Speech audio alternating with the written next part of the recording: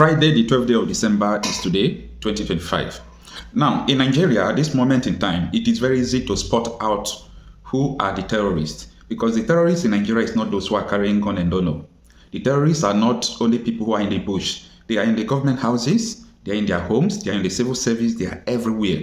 Now, I want to draw your attention to something very significant, because I see that those terrorist sympathizers who are still terrorists themselves, I think so, because anybody who is sympathizing with terrorists, a non-terrorist, international recognized terrorist, you know that the person is also a terrorist. Now, there is a news that Sowore reporters posted, and look at it. It says, U.S. congressman says Fulani militia carrying out genocidal campaign against Christians after Nigerian visit to report to Trump. Do you know what someone I know very well posted? Aminu Ahmed is from Gusau, Zamfara State. Look at what he posted. He said, "We fought the U.S. Army, siding with Biafra Army during the Civil War of 1966, and we won. Be assured that we can do it again." You are the one that don't understand this post. They are just telling you that by Redemore confirming genocide in Nigeria, where he saw 600,000 plus Christians in one IDP camp in one state, not two states too. They understand the message. They understand that Trump is actually coming to take out these terrorists. But these terrorists are their brothers. They know them. They know whom they are. They know the family, and they support these terrorists committing ethnic cleansing. So they are saying that they are going to wage war with the US in case the US come to kill the terrorists. Now, this is where it gets interesting. Now, the Nigerian government had earlier signed an agreement with the US to come and help them kill these terrorists. However, I told you that Rebado did not make known his agreement with the US open. So the agreement is hidden. It is only Redemore that came to Fox News and exposed it that they are talking with Nigerian government, and Nigerian government have agreed for them to collaborate with them to take away these terrorists. However, these terrorist sympathizers in the north are saying that they are going to wage war with the US. So I made a video before this video. I'm saying that Trump is not coming to start a war in Nigeria. He is coming to end it, because very soon all these folks will start running to BBC and all these fake media houses to tell the whole world that Trump is coming because of resources. No, Trump is coming to stop the war. It's going to be sweet. Now, let us forget about this. Let us go to another thing very important that I actually want you to understand. And what could that be? The two Islamic principles of war that they are using in Nigeria. The two Islamic principles of war that they are using in Nigeria. Now, pay attention. This could be the most important video on the internet today in Nigeria, and it's very important to you. A few days ago, Sheikh Ahmed Gumi made a statement. We are accusing him of being a terrorist, supporting terrorists, and talking with terrorists always. He said he is going with Nigerian police, Nigerian military, DSS, to talk with the terrorists always. That sounds so funny, because that is deception. They can't use it to deceive everybody. They can't use it to deceive someone like me. You mean you go with Nigerian police, DSS, and army to meet terrorists every time? So what he is saying is that the army knows, the military knows where the terrorists are. They know them. The police knows them. The DSS, in other words, they are working with the terrorists. So that is a part. Now, what is Sheikh Ahmed Gumi doing? He's using one principles of war. Among these two, I'm going to explain to you.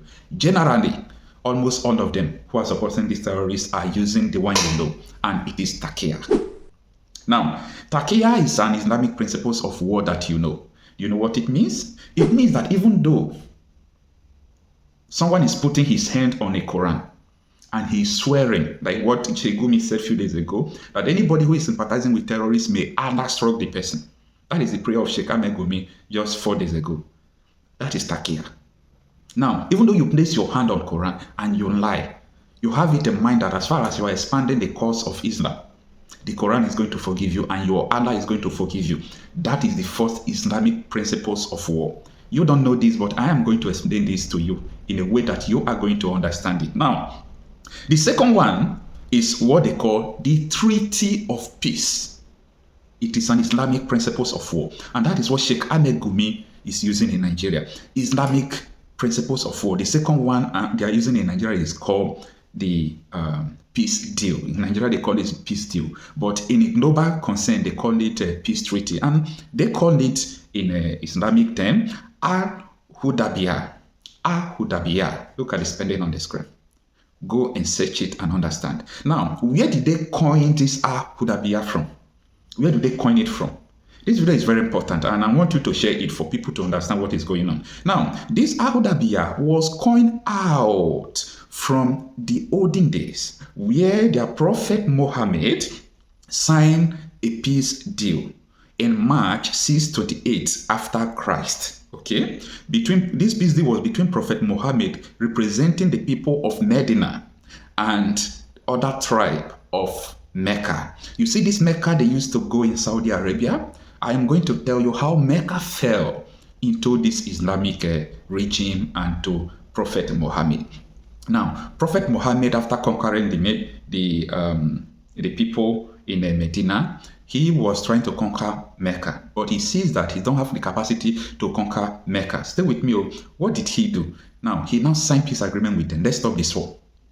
Because he don't have that capacity to conquer them that moment. He said, let us stop this war. They signed a 10-year peace agreement.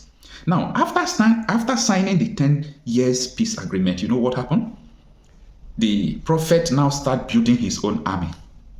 And within 2 years, he sees that, yes, I now have the army to conquer these people. He now violated the treaty and invaded Mecca, and Mecca fell. That was how Mecca fell. Now, I'm not telling you a story and a history, no. I am telling you what is going on in Nigeria right now. You see peace deal.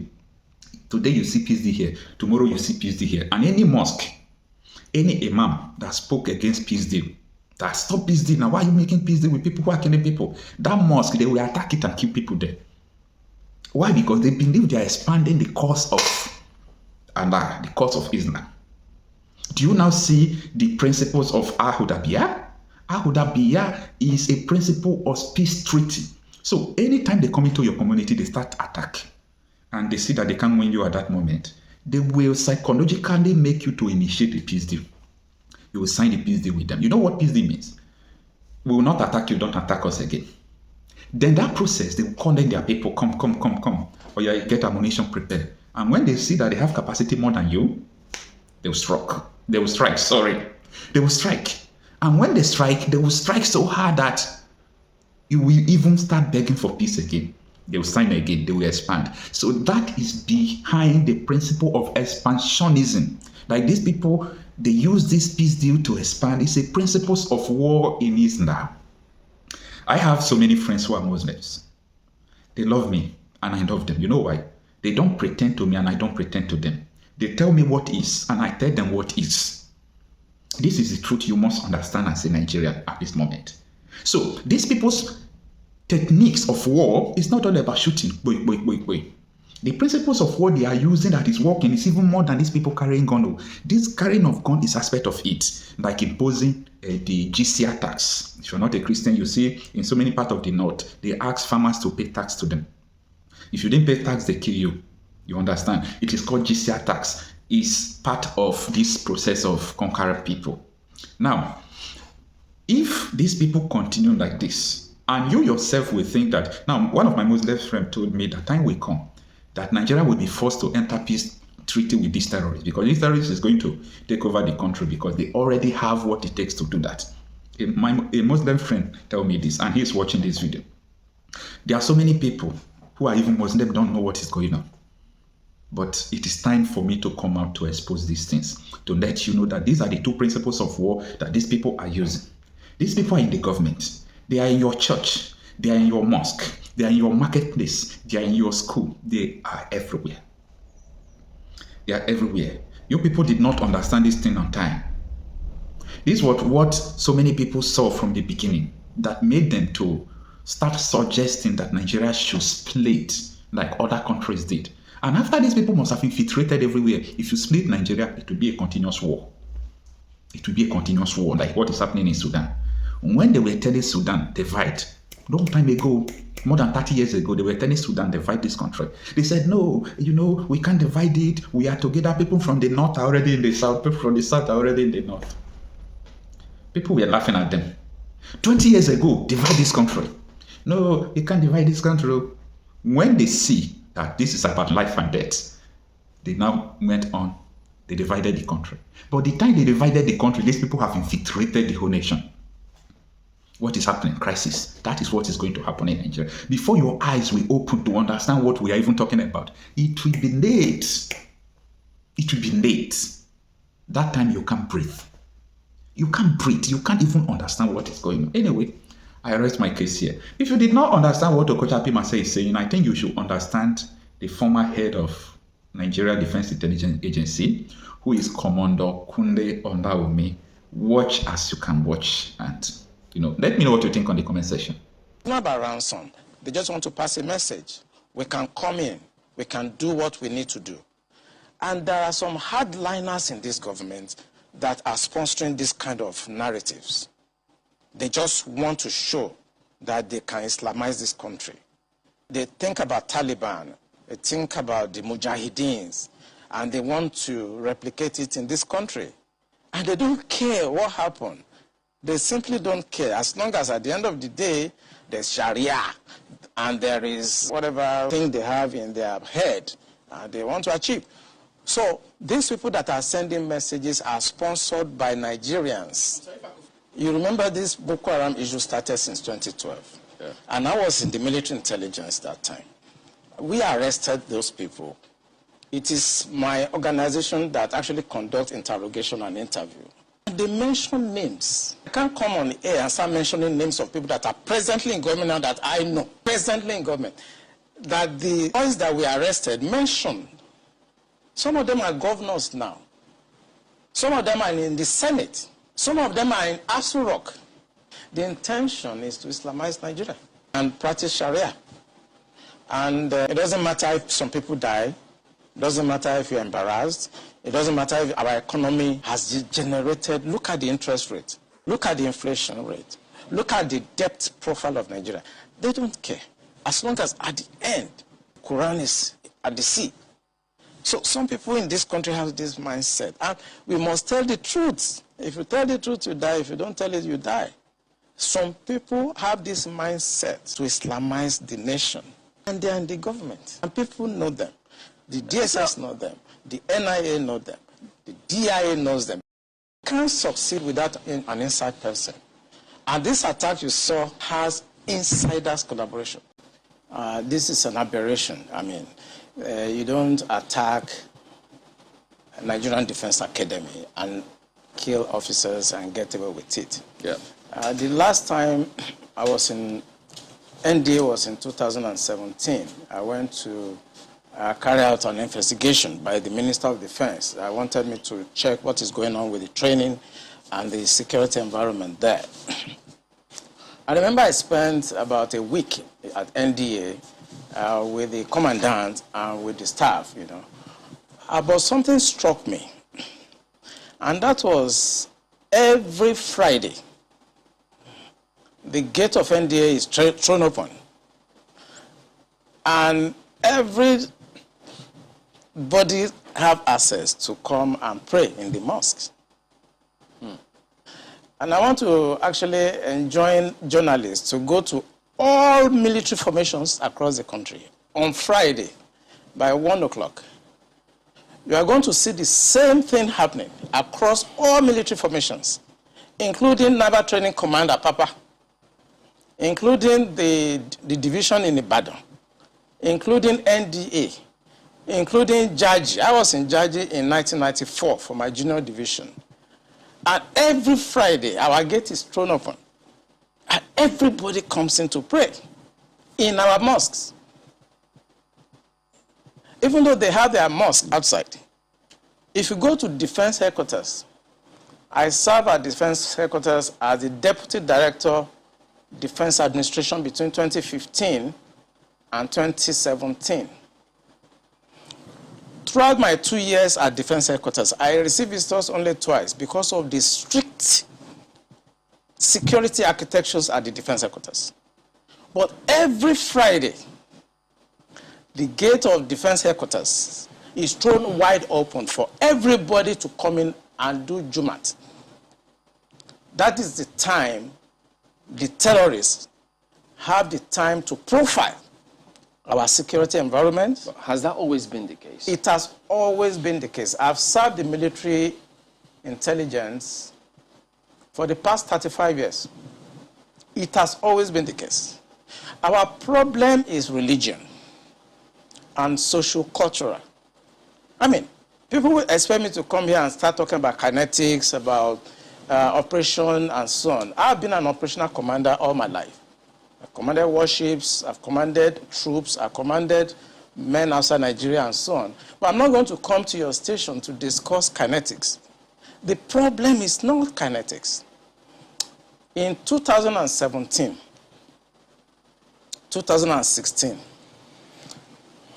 I'm always a member of the Security and Intelligence Brief at the Defense Headquarters. I told them, General Lawrence Shakin then, that the challenge we have in this country cannot be solved the same way we solved the problem of Niger Delta. The Niger Delta problem was solved during Yar'Adua time, basically by me. And I told them that we can't use that same template for Boko Haram. I told General Lawrence Shakin to look at the center of gravity of the problem. And we all came together. I was made a member of the committee, including Atahiru that just died was a member of that committee in 2016, 2017. And we came to a conclusion after several arguments. The arguments were three. To identify the center of gravity of the problem, one group said it is the fighters, the Boko Haram fighters are the center of gravity, so we should go after them. Another group said the center of gravity of Boko Haram is Abubakar Shekau. So if we go after Abubakar Shekau, then the problem of Boko Haram will be solved. I took exception to the group. I said that is not the center of gravity of the problem of Boko Haram insurgency that we were having between that 2012 and 2017. And General Lawrence Shakin asked me, Olami, why are you giving problem? What is the problem? Give us the answer. And I told General Shakin that if I tell you the answer, you're not going to be able to solve the problem. He said, what is the problem? I said, the center of gravity of Boko Haram and insurgency in Nigeria are the sponsors of that program. It was beyond us. Because the job we need to do is kinetics. Fight, destroy places, resolve issues. Yep. But we cannot resolve issue of sponsors of Boko Haram that were in Buhari's government, that we know them. When you say we, who I was in the military intelligence. And the defense headquarters staff that I work with, they know. And that was why we couldn't pursue that aspect that could have resolved that problem. Because you need to arrest people. And recently, 400 people were gathered as sponsors of Boko Haram. Why is it that Buhari government has refused to try them? So the government knows sponsors of Boko Haram? Of course, it's in the news. In April this year, the government said they have arrested 400 Bureau de Change related people that were sponsoring Boko Haram. They told us. And Abu Dhabi also helped us to arrest few Nigerians, tried them, we know them. Why can't this government, if not that they are partisan and they are actually part of the charade that is going on, why can't they bring those people out for trial? So the Bureau de Change operators on the one hand, but you particularly said people in government. Are those part of the Bureau de Change, or those people that you say are in government are still there, government is aware, and government is condoning them? The people I mentioned that are in government are not these ones they just arrested. You remember this Boko Haram issue started since 2012. Yeah. And I was in the military intelligence that time. We arrested those people. It is my organization that actually conducts interrogation and interview. And they mention names. I mean, I can't come on the air and start mentioning names of people that are presently in government now that I know. Presently in government. That the boys that we arrested mentioned. Some of them are governors now. Some of them are in the Senate. Some of them are in Aso Rock. Why should a government try to cause this kind of embarrassment and insecurity to the sense of what happened yesterday. And the solution I gave them in 2017, because when I identified the center of gravity for General Lonshokin, and they couldn't pursue it, because some of them were ministers. And what I'm saying now, the Department of State Services are listening to me. They know them. Yeah, you know, Commodore. So the solution I gave them was that if we can't pursue the policy strategic level, because the people that we need to talk to are also, going to be difficult to deal with. I said what they should do now is to conduct two things. We should buy blimps. The blimps are not UAVs. They are not drones. Blimps are equipment that can fly up to 10,000 feet, 30,000 feet, static if you want, mobile if you want, and they carry a lot of payload. We saw them in Afghanistan. We saw them in Kenya. This will be something that can give us real-time intelligence. And we can know where these bandits or terrorists, where they emanate from, when they finish operations that they've done, where they go back to. Okay. Well, they did not buy this equipment up to. No. Okay, you said quite a number of things. Let's pick up on some of them and see if we could make some, if you could shed some further light on some of them. Since 2012, I mean, you've been in operation, as you said, ever since that time. You questioned several people. Some people were identified at that time. Did the government at that time try any of them? Or were any of them also in government at the time? No, the government did not try any of them, and the defense headquarters where I worked then did not pursue that line of operation because it's beyond them. The defense headquarters, actually, when you look at the defense structure of Nigeria, they lie within the policy strategic level, but basically they are operational guys. So when you have policy problem, then they cannot go beyond their masters. They can write intelligence reports and say this is what is going on. And we've seen that the present government know what is going on. I'm sorry, is this a policy problem? I mean, the laws are clear. If someone is said to be involved in something as devious as this, the laws are clear. This person is meant to be arrested, questioned. I mean, it's quite clear. So is it a policy problem? We have the laws. So what is stopping the security agencies from actually enforcing the law, since that's what they are? I think what is stopping them is like when you are a member of a church and your pastor have decided to be at a certain level of spiritualism and you're a member of that church. You cannot be higher than your pastor spiritually. You can't. No matter what you do. So this is the same religion you spoke about? Yes. In real life, you see that the defense headquarters cannot conduct any operations that is not sanctioned by the commander-in-chief of the armed forces. Yeah. They cannot. No matter how small, little it is. They cannot. So when the Yar'Adua government decided to put an end to Niger Delta militancy, that was in 2007.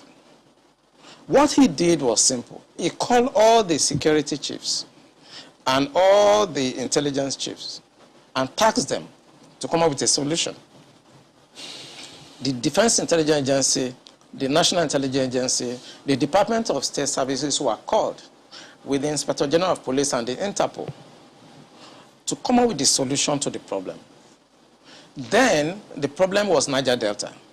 The president was Yar'Adua. He was dispassionate. He wanted to solve the problem. Within 6 months, we solved the problem. I remember I have to go to Angola to go and bring Herioka, and nobody in Nigeria knew what we did. All we know is that since 27, 28 that we conducted our operation under Yar'Adua, Niger Delta issue has remained manageable. This government does not want to resolve this problem. They are escalating it because of tribal and religious sentiments. So when you say this government does not want to resolve it, don't forget the same government has purchased, in fact, they're going to induct the Kanu jet because of, the insecurity situation. They have, the president has had to change guards, as it were, as a result of people's clamor. I imagine if that was not in the thinking, why would you go that length to make some of the, some of the pronouncements, the meetings that have happened, the purchase, the change of guard and the rest? Why would they do all that if they don't want to sort this? Because that is not the solution. What you just mentioned is not the solution. When you have a problem at policy level, strategic level, operational level, when you have a problem, what you need to do is to identify the center of gravity of that problem and attack it. That's what you do. What they are doing is not attacking the center of gravity of the problem of Boko Haram and insurgency. So if the president is buying Super Tucano, is changing service chiefs, that is not the solution. We are looking at the wrong side. It's not kinetic. It's politics. Are you ruling out kinetic altogether? I can't rule out kinetic because so it's a spectrum. It's a spectrum, so you can't rule out something. But the center of gravity is what they should look at. And what is it? I'm saying it on this channel. It is the sponsor of Boko Haram and bandits. And speaking about the sponsors, when you say the DSS, and they could be listening to you, but so they profile, part of their responsibility is to profile all of these persons before they either vie for elections or before, they are nominated for any of these positions. Doesn't that happen? Don't they get intel and say, look, this and this is what we found, and then we don't think that this should proceed further? Doesn't that happen? It does. When I worked with the DSS in 2007, because when Yaradua approved the operational order that we did, we now have to work together as a team. He actually forced all of us to sit down together and work together. I was surprised at the tremendous amount of information had by DSS. I was shocked. We in DI, I was in Defense Intelligence Agency, and when they were forced to bring out the files, I was shocked. They have so much information at DSS presently as I'm talking about what I'm talking about. They have. But you see, if a fish is going to get spoiled, it's going to start getting spoiled from the head. The DSS will not do anything except the commander-in-chief's body language shows that this is the direction I want to go. That is where the problem is. The DSS has tremendous information. By the time 2023 is here and somebody take over and wants to undo some of this evil that I've seen in this country, you'll be surprised names that the DSS will bring out. They have the information. There's nothing I'm going to say here that they don't have. The defense headquarters have the solution for the kinetic aspect. They do. I'm not going to come here to advise them. I work with them, and they're still there. The chief of naval staff was in the intelligence with me. We were together in Defense Intelligence Agency. That's Vice Admiral Gambo. I know these people are good. They know what to do. It's not that they have problems. It has to do with politics, the sponsors, people that feel that this country should be Islamized. Assuming but not conceding that, that all of this is the case. So what is the end game? Because I imagine as a strategist, that's what you think about too. So these things are happening. What is the end game? So why will this be allowed to fester? For what purpose? The end game for them, because normally when you want to look at this type of challenges, what you do is that you go through what we call the intelligence circle. Okay? When you do the processing and you do the analysis before dissemination point, you discover that the end game for them is to just turn this country into like a Taliban type of country.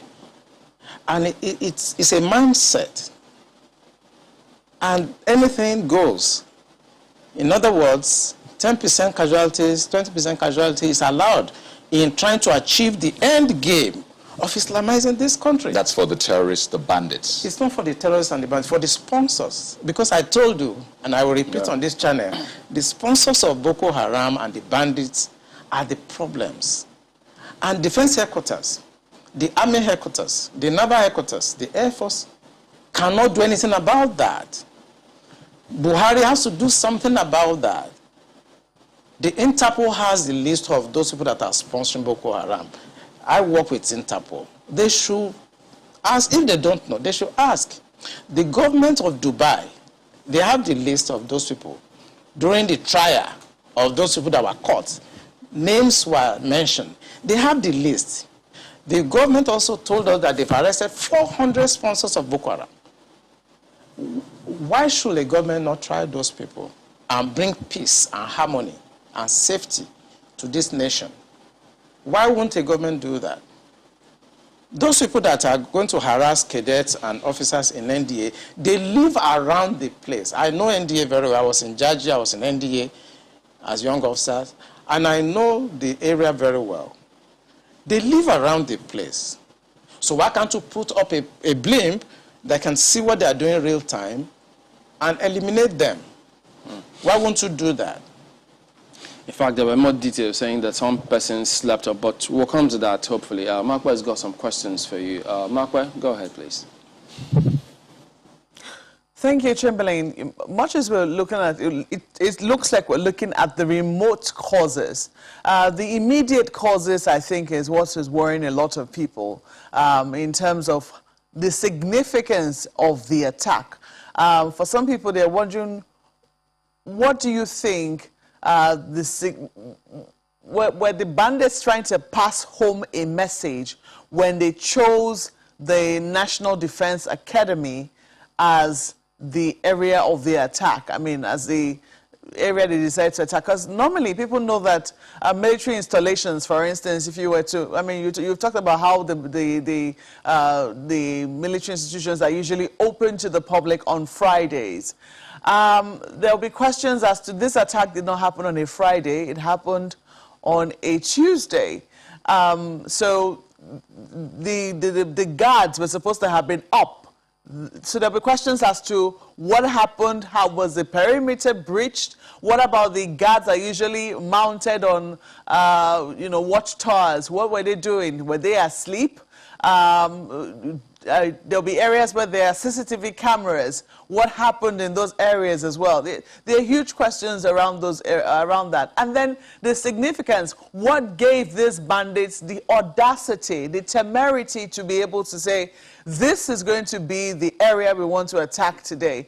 Do you have any questions roaming in your head in terms of, what were they trying to really achieve beyond? Because some people say this is not about ransom. Maybe they want to take a ransom, yes, maybe. But it looks like they were trying to send home a message. Yeah, thank you, Markwe. You just got it right. They just want to send a message. And this is what terrorists do. And what the Buhari government should do is to tag these people as terrorists. What they want to do is to send a message to create fear and to show the military that we can come for you and there's nothing you can do. You may not know, I don't know whether it's out in the news, that the major has been killed. Belongs to some groups, and I know about 3 hours ago, his body was found. He has been killed. So it's not about ransom. I just want to confirm to Markwe that she is right. It's not about ransom. They just want to pass a message. We can come in. We can do what we need to do. And there are some hardliners in this government that are sponsoring this kind of narratives. They just want to show that they can Islamize this country. They think about Taliban. They think about the Mujahideens. And they want to replicate it in this country. And they don't care what happened. They simply don't care. As long as at the end of the day, there's Sharia and there is whatever thing they have in their head they want to achieve. So these people that are sending messages are sponsored by Nigerians. I'm sorry if I could follow up on that quickly. Please go ahead. This part of what you just spoke about now, the security agencies gleaned this from those who they arrested over time, saying this is the intention. Absolutely. The intention of it's on the internet. So it's not even about the people we interrogated. The intention is to Islamize Nigeria and practice Sharia. And it doesn't matter if some people die. It doesn't matter if you're embarrassed. It doesn't matter if our economy has degenerated. Look at the interest rate. Look at the inflation rate. Look at the debt profile of Nigeria. They don't care. As long as at the end, the Quran is at the sea. So some people in this country have this mindset. And we must tell the truth. If you tell the truth, you die. If you don't tell it, you die. Some people have this mindset to Islamize the nation. And they are in the government. And people know them. The DSS know them. The NIA know them. The DIA knows them. Because it is the DIA that conducted the operations that arrested these sponsors. So they know them. Why is the government, the commander-in-chief of the armed forces? The general area of Afaka, where the NDA is cited, is no stranger to this sort of attacks. Before now, I mean, a few other institutions around the Defense Academy have also been attacked. Talking about the Institute of Agriculture and Forestry, Mechanized Division, something to that effect. I can't remember the exact name of the institution now, but we do know that they have been around this area. Now, I'm looking at the front page of Daily Trust newspapers, and they have this, why NDA security was compromised. And the first writer says, bandits leave peacefully. Peacefully is in parenthesis, near academy. There have been questions before now that sometimes, this happened in Jos, around Rukuba, that, there were attacks happening in the neighboring area, and that the military institutions did nothing. The same thing happened when there were attacks on the airport, the airport's residential area in Kaduna. That was very close to the Defense Academy. They did nothing. They attacked the forestry school in Kaduna. They did nothing. Now they have finally come for them, but the talk is that these people have been there all along. They never went anywhere. The bandits who perpetrated this attack have been there all along. Does the military really need, if this is something that is of concern to the security agencies, because it was only a matter of time from what it would seem that we're reading that these attacks were going to happen, it didn't really need to wait this long before they took action against people they knew were a security threat to not just them, but also the people around their environment. Yeah, Makwe, I may also shock you that some cadets have been abducted before now. And when they took these cadets away, and they demanded for ransom, as low as 400,000 naira at that time, the cadets were released after the ransom were paid. And the cadet told them that where they took them to, that they could hear the parade going on in NDA, that they were not taken far away from NDA, that every morning they hear the parade and the programs going on in NDA while they were in the camp of the terrorists. You are right. These people live around NDA. It's about social-cultural issue. As long as you're a Muslim and you speak Fufude or Hausa, you can do whatever you like and fraternize with the military and go in and out of the barracks. You are saying that the attack did not happen on Friday. Of course, it will not happen on Friday, but they have enough time to carry out surveillance. They have enough time to have insiders that will work with them. The problem is that journalists should go around our military institution this Friday and carry their cameras and see the decadence, the security breach that goes on every Friday in all military institutions across Nigeria, and tell the Minister of Defense to put a stop to that. The defense institutions, they are sacred. They are not where people can come on Friday, throw open the gate because they want to come and do Jumat. The truth is that on Sundays, we don't have such invasion of our premises by Christians to come and pray or to come and do whatever on Sundays. But for the 35 years I spent in the military intelligence, if you go to Tego Barracks in Apapa, it's the same. The Tego Barracks is where I was trained as an intelligence officer. It's the same. On Friday, they will troop in. They throw it open. It's religion. And because we must think about solution. The Minister of Defense should stop this. They should make pronouncement and stop it. Every Friday, people should go to various mosques around them to pray and maintain the sanctity of our military institutions. That's what so I wanted to know if this has been an issue before now. I mean, has this been anything that, the people at the top in the military have found as a source of concern? Let me raise an instance. For instance, we know that at almost every security institution, even on the roads here in Abuja, before you can enter the same road that leads to any military institution is divided in two. There are huge barricades to prevent anybody from just entering, so to speak. This became a source of concern for the military, in terms, especially after the attacks on the police headquarters. Has this been a source of concern for for the top brass of the military to say, hey, look, if we're taking these steps to put barricades, then this is also going to be a source of concern for us. What can we do about it? Have they elevated this discussion? At defense headquarters, every Monday, even if you go this Monday coming, you will see they're always there to discuss intelligence and security brief. We discuss all topics there, including the issue of Muslims gathering every weekend.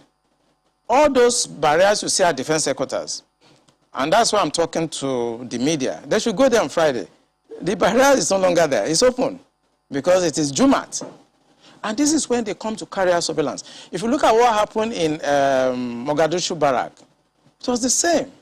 There was a time they went there and blasted the place and killed a lot of people. It's these same people that are allowed to have access on Fridays and become members of the mess because they are, it's a social-cultural issue. So I think we should begin to look, the Minister of Defense should put an end to this, because for 35 years of my stay in the military intelligence, it has been the case. Both naval institutions, Air Force institutions, Army institutions, even the Department of State Services. Once it's Friday, the gates are thrown open, and people come from outside, and there'll be no space. They'll be all over. If you go to Defense Headquarters on Friday, this Friday, you see them littered everywhere. If I could just comment. This conversation is usually quite tricky. I mean, people listening, some might take different perspectives to it, thinking, oh, is this a religious thing? Is this an ethnic thing? They ask, is it only Muslims you have in the military? Is it only people from this certain cultural, heritage that you have in the military? And I'd like us to tackle the issues. You have mentioned what you have called the core, as it were, of the problem. How do we tackle this without viewing it from a religious spectrum, an ethnic spectrum? Because well, Nigeria is quite, polarized across, these groups, ethnicity and religious. How do we tackle it without coming off as though you're inciting people, on those lines? You see, one thing I discovered in this country is that when it comes to religion, everybody is very sensitive. But the fact I have laid bare is from the experience of 35 years of military intelligence. So I'm not coming to the air to whip up sentiments, no. I have been in the system. I work with Abacha government. I work with Babangida government. I work with Abdul Salam. I work with Yar'Adua Obasanjo. As a core insider of operations, I belong to a group of people that you are not supposed to see, people that you are not supposed to hear. Because we have 3 classes of military officers. I belong to the wars group. I lost my family because my family does not have to know where I have been, where I have gone, and I cannot talk. I've seen Colonel Lu here, I've seen Stan Lambo. Some of us belong to that group that we are not supposed to be seen, and we are not supposed to be heard. The truth I'm telling you now is not about sentiments. Is that there are a group of people in this country that feels that this country should be Islamized. This is a fact. Except you want me to start mentioning names of people in this government that we have interrogated. I was a member of an interrogation team, and I've interrogated a very high-ranking member of this government in 2007, 2008 on the issue of Boko Haram. I interrogated him. He's in this government right now. And what was the issue? Boko Haram. And this senior officer was actually let go because he was found culpable. But right now he's in the government. You see, we must say the truth, because if you don't, this country is going down the precipice. We have been set back more than 60 years right now. We've gone back to the time before 1966 now. And whoever is coming back to repair this country has a lot of work to do. This country has never been polarized, so we cannot run away from it. We have never been this much polarized. I'm a federal person. My mind is federal. My brain is federal. My loyalty is federal.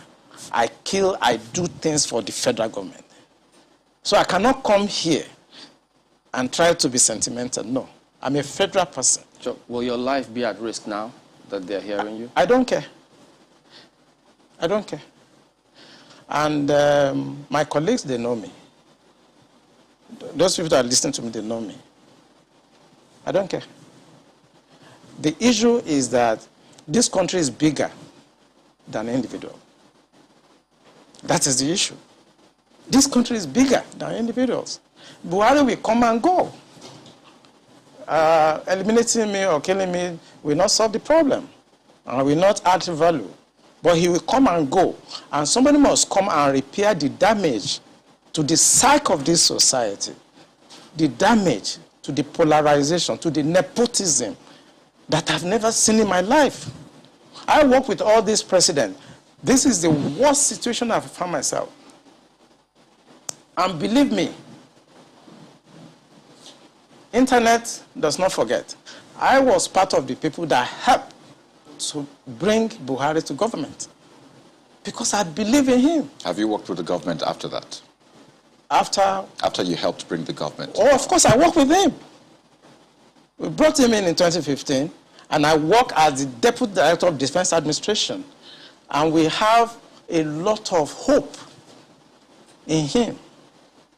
And we actually are ready to do anything for him. What he has turned out over the years is shocking to us.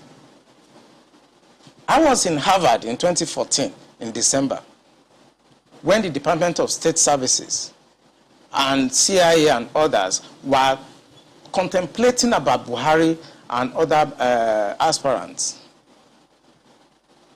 I know what we did to convince the American government that the only person that can come and put this country right is Buhari. That was before the Lagos, APC, before they chose within. Right. And that was how Tinubu came in. We know what we did, but what he has done in the past 6 years is shocking. It's unprecedented. And it should not be allowed to be swept under the carpet because the damage to the psyche of this country is monumental. We'll talk more on this, but pardon me, we've kept Mr. Alfred Ononuju waiting. He's a security consultant and the forensic investigator as well. Good morning, and pardon us, we just had to explore some of these positions. So, you've been listening in to what's being said, and then perhaps also read and updated yourself with the current situation concerning that scenario with the NDA. What do you think? First, let me thank my dear brother as a patriot. He's speaking not to impress anybody. He's speaking as a patriotic Nigerian. He's also expressing his experience at times in service to Nigeria as a nation. May I also condole with the families of the officers and men that were brought down during this attack. It's pathetic. To say it's unfortunate is to make light the issue of what is happening to us as Nigerians and what is happening to Nigeria. The least of our aspirations and expectations was to find ourselves where we currently are, as a people. It's worrisome that there has been this, unseriousness about tackling the identified threats. And I believe that one of the solemn pledge of any officer is to protect the territorial integrity of our country. Now, when these territorial integrities are being flagrantly held with contempt and invaded with impunity, I think something must have given way. And there doesn't seem to be a response, a measured response to some of these threats as expected from people under oath, from people who have sworn to protect and defend the territories of Nigeria.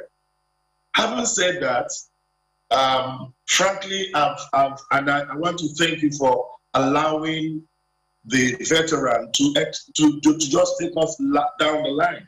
And I think he's been one of the most courageous Nigerians I've met in my entire life. So I give you my compliments, sir.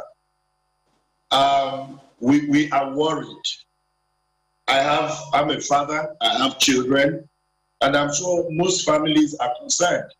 When you put it side by side with the stories coming from the Middle East, particularly the Afghan story, the invasion of the Defense Academy is a signature too loud. It's something that we do not have an explanation for. And I expect that a couple of things should happen. One of which is that I think the National Assembly, if they are not compromised, should look at the options of impeaching the president.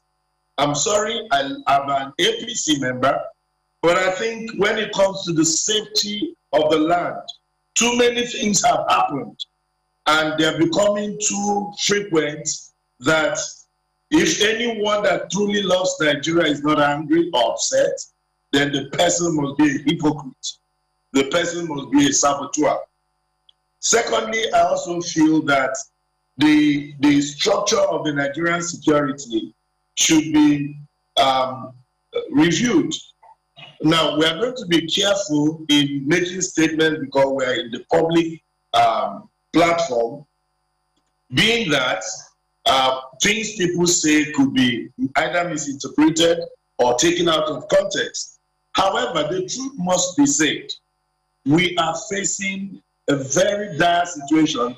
From a criminal intelligence perspective, it is very unhealthy for a nation of over 200 million, and with the strength of army that is in excess of possibly 200,000-300,000, to sit, watch as these people invade our space. And Mr. Nnamdi, pardon me, if I can jump in as well. I mean, you were right when you said they could misinterpret certain things. In fact, they could even misinterpret your call because, I mean, you're a security person and you're talking politics to the National Assembly. So let's leave politics for them to do what they have to do in politics. But speaking about security, now that this has happened, of course, they'll tell us there'll be investigation.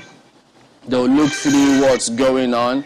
So having heard what Komodo has said, do you think that there can actually be a solution, will they hit a brick wall, or do we expect any results from any investigation that will be going on? Well, it will be impossible to think of a solution outside politics because the policymakers are the politicians. They run the show. The president is a democratically elected president. So he depends on not only his political interests, but also structures of the government, which is under the authority of political establishment. So the solution will come from two ways. First is that we have to, like General said, we have to identify where the problem is coming from. And he captured it very well. We are suffering from ethno-religious invasion of the establishment. When we eliminate the unbearing influence of religion and ethnicity in our systems, then I think we begin to promote patriotism. Now, patriotism can never thrive when religious and ethnic superiority, is in front of the border. So we need to, first of all, look at the moral engagement. We need to come back to the table. And I think this preference to those who are crying and calling for restructuring in the country, because where we are, it favors a section of the religious interest more than the other. So what we're going to see is a systemic elimination of each other from the two ends, and then it will boil down to ethnic conflict.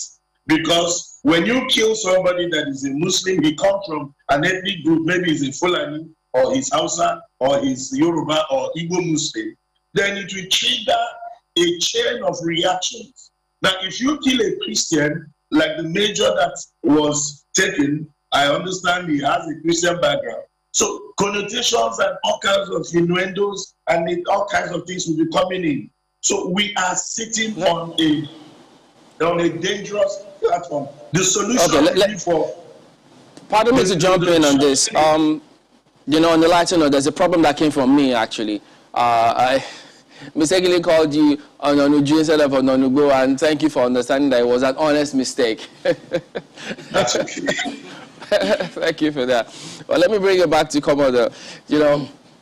Looking at the narrative out there, they got in by 1 a.m. These terrorists, which sometimes they call them bandits, and now you look at the entire procedure, how this attack was carried out. And then they also said that those who were supposed to be manning the CCTV were sleeping at that time. So if you look at all this chain of events, what does that tell you? Yeah, I think, when you come to tactical operations, the most important element for us is surprise. It doesn't matter whether they slept off, whether the people that are supposed to be... I mean, at that time, 1 a.m., they know that they can achieve the element of surprise. Even if after 30 minutes of their invasion of that environment, it will take a lot to be able to respond to such an attack. So don't start looking for who to blame or who to... No, it's just with the view to correct some of these things. Are they supposed to be sleeping in the first place, manning CCTV cameras? For an attack, I've conducted attack in Niger. I've conducted attack in Angola. You see, no matter how fortified an environment is, no matter how foreign it is, if you can achieve the element of surprise, you win. I know NDA very well. I know the security architecture. Even if by that time, 1 a.m., they want to respond to that, I know the process. The weapons are in the armory. You need to go and open the armory and start signing. The bandits is not going to allow that to happen. They continue to fire and continue to follow up. And you cannot respond. Any response, you are going to be caught by bullets. So it's not about what happened at 1 a.m. Gentlemen, it's about what has been happening for the past 2 years, 3 years. where these people have been having access, unfettered access to NDA. So and they carry out their surveillance, and they know the right time to strike. It's about 2-3 years back. It's not about now. So anybody that wants to investigate this issue should not look at now. They should look at what has happened in the past 2 years, 3 years, how porous the place has been, and try to mitigate it. Two issues I'd like to quickly raise. First, do you also agree with the theory of insider collaboration for this to have happened in such brazen manner? Absolutely. Absolutely. There's no, I mean, we do operations like this too. And there's no way we can succeed without somebody inside.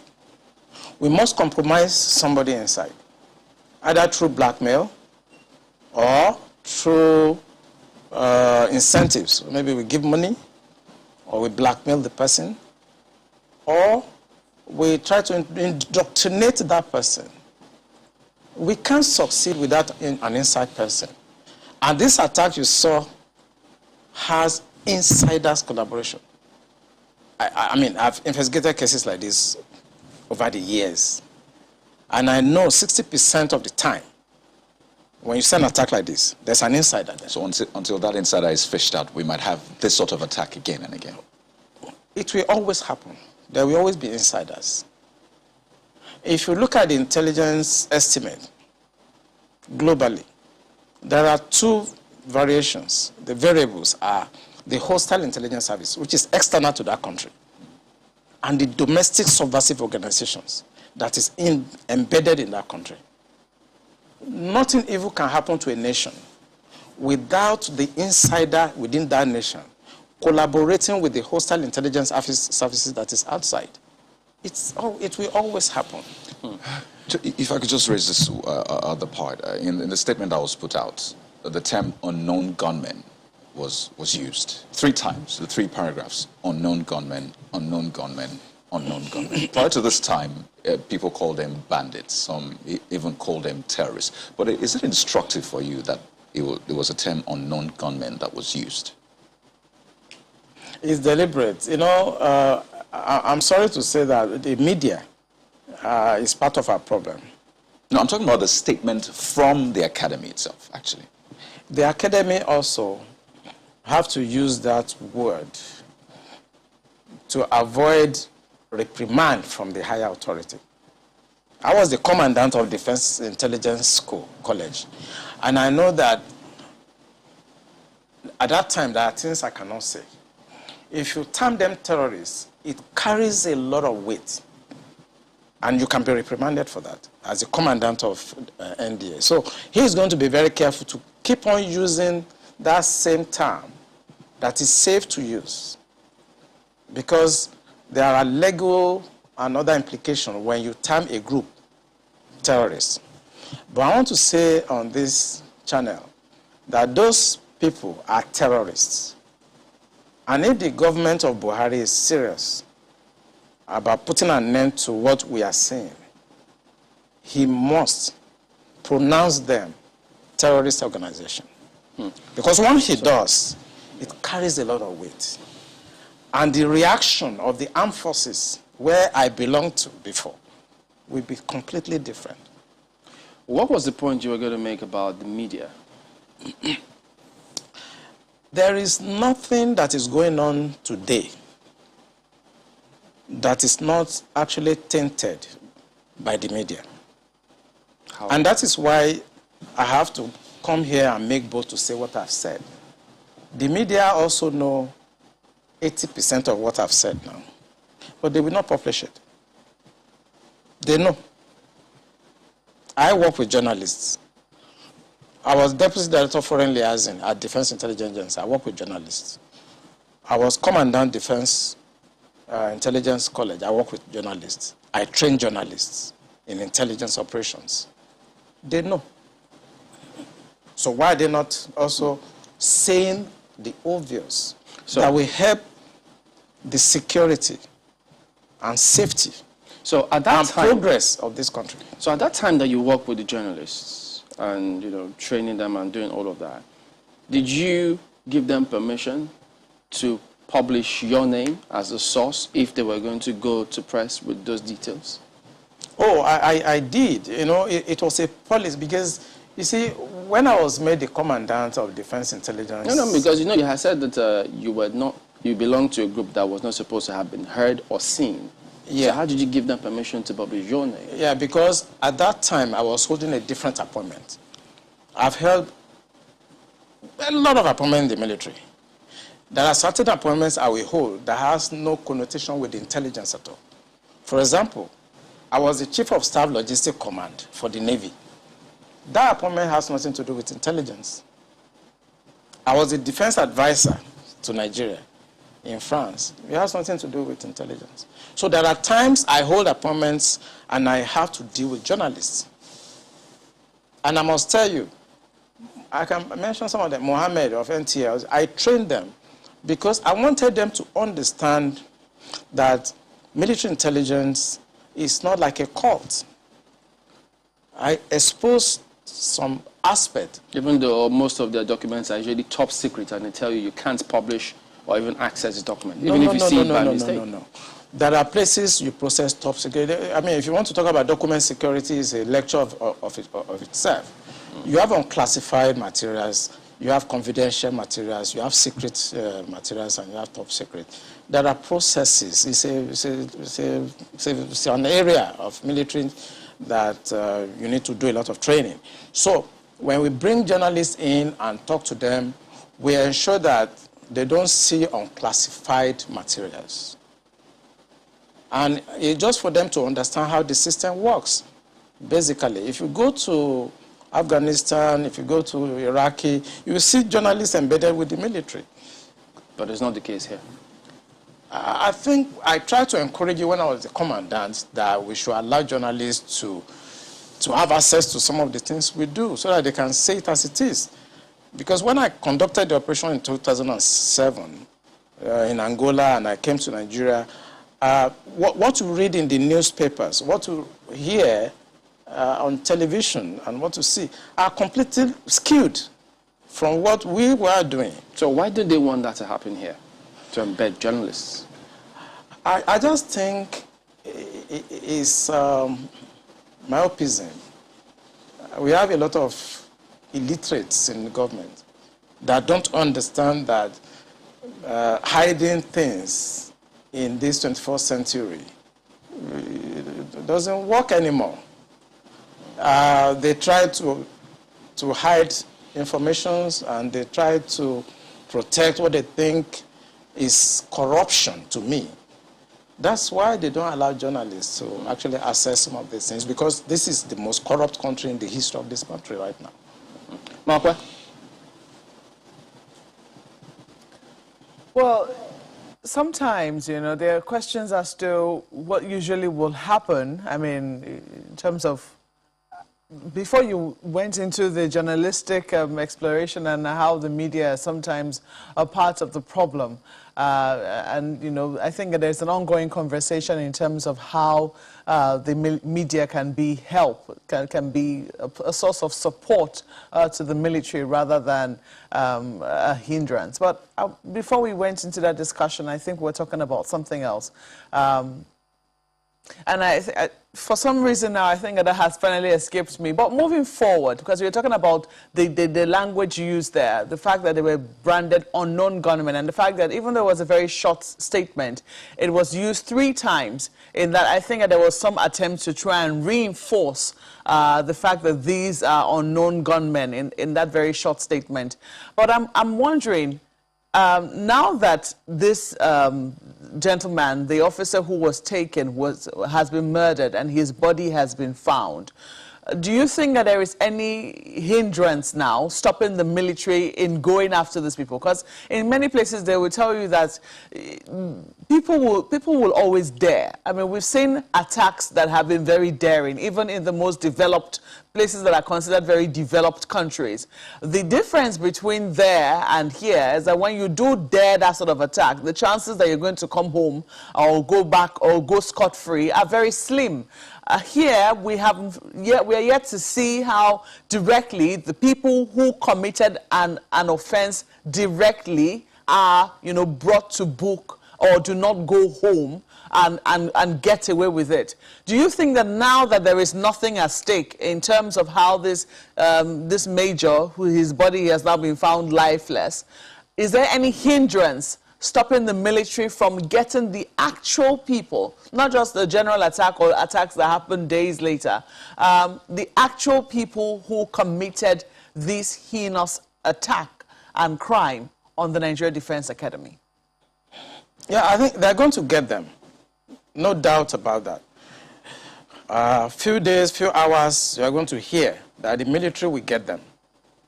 I know how it feels when things like this happen to colleagues. As there are times we actually disobey instructions. There are times we don't follow operational orders. When our colleagues are killed in a disgraceful manner like this. Since we know we have irresponsible people at the policy level, there are times we don't listen to them. So I can assure you on this station that the military will get them. They will go after them and they will hunt them down. And they're not going to follow all these mullah, imams, and all those people that feels that it is their birthright to Islamize this country and destroy the essence and the fabric of safety, progress of this country. So the military, they're going to disobey, they're going to go out after them.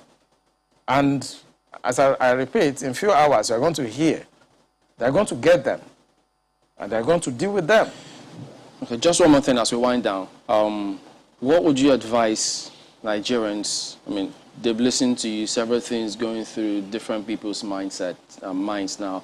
What would you advise them to do in terms of, in the light of all that is going on, how should they conduct themselves? What should they do such that we all can have, at least contribute in whatever way we can to have a country? Which people are you referring to now? Nigerian citizens who are not perhaps in the military. Regular citizens. Are you talking about the civil society? Civil society. What they should do? Yeah.